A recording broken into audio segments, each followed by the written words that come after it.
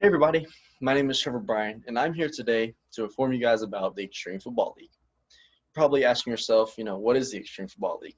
Maybe the only professional football league you're familiar with is the NFL, the National Football League, which is the nation's most watched professional league.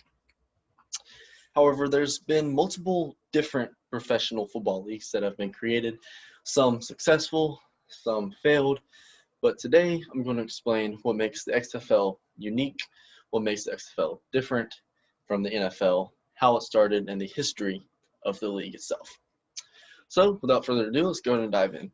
The XFL was started in 2001 and founded by Vince McMahon. Vince McMahon is a multimillionaire who was a former wrestler and is currently the chairman and CEO of the WWE.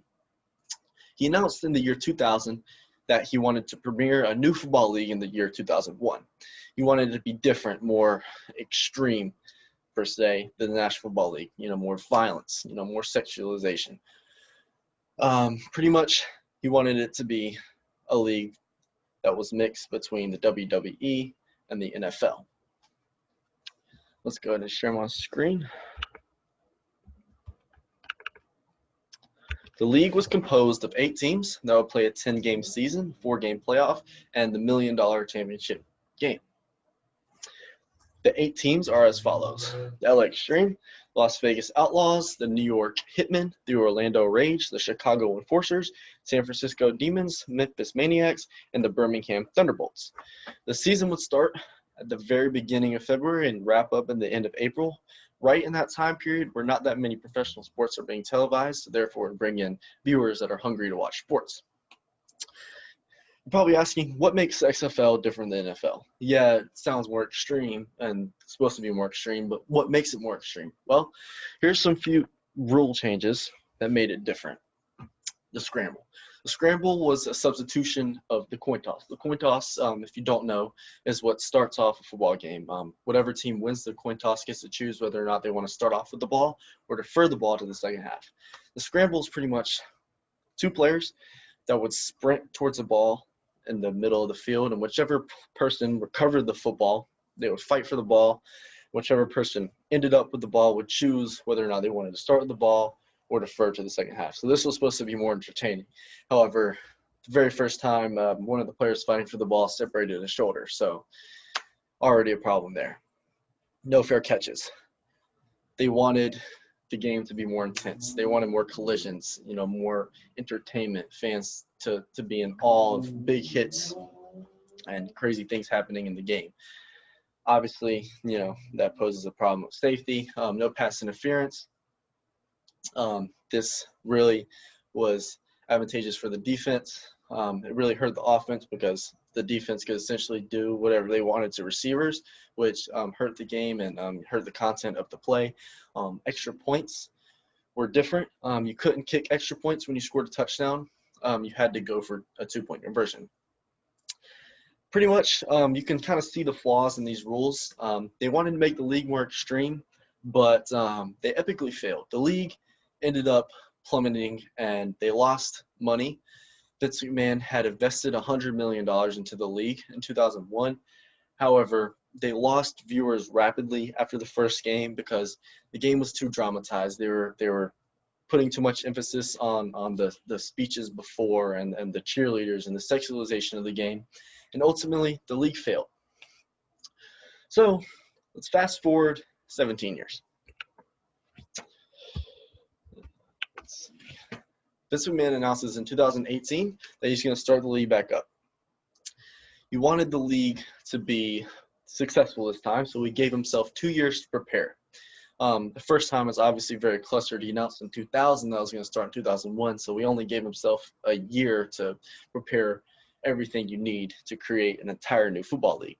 So with a little bit of experience, he gave himself more time to prepare for this new league.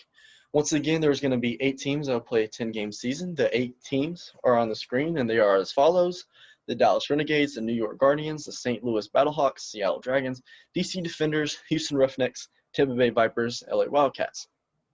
This time around, they didn't want to fail. They didn't want the game to be more dramatized. They didn't want people to say, oh, that's more WWE than it is NFL. So they're going to change the game a little bit more, but they still had to make it entertaining. They needed to make it, extreme, abide by their name. So here's some rule changes that the 2020 XFL League made. They implemented a 25-second game clock. They wanted to speed the game up, make it more fun and entertaining for people to watch. Piggyback off of that, they added a ball spotting referee, a referee that was dedicated to spotting the ball, so they wouldn't miss a beat with high intensity and fast-paced play. They took away onside kicks and substituted with a 4th down and 15. Along with that, they did clock stops within 5 minutes. Those two go hand in hand because it gives teams a chance to come back quicker. If a team's losing by a big deficit, they have the chance to come back. And they don't have to rely on a miracle with the onside kick, and they don't have to worry about another team taking knees at the end of the game because the clock's going to stop. So pretty much, it gives the other team that's losing a chance to come back, making the game more fun, more more fun to watch for the viewers. They added a 1, 2, and 3-point conversions, giving teams a chance to score more points.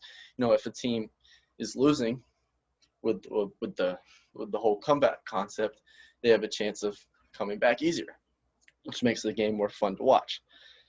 So these are the rules that they implemented to make the game still fun and more entertaining. Ultimately, however, the league failed again, not because of viewers, not because it was less fun to watch, but obviously because of coronavirus. Coronavirus delayed things, and ultimately with the shutdown, they lost money, lost revenue because the league had just started up and they weren't able to sell tickets and create revenue for the league to continue, so it failed. However, Dwayne Johnson has just recently bought the league and has announced that he is going to put his time and efforts into trying to make the league successful. Let me stop sharing the screen. All right, well, that is the history of the XFL. I hope you learned more about the XFL and are interested in the development of the league. Thank you so much. Once again, my name is Trevor Bryan, and I hope you have a great day.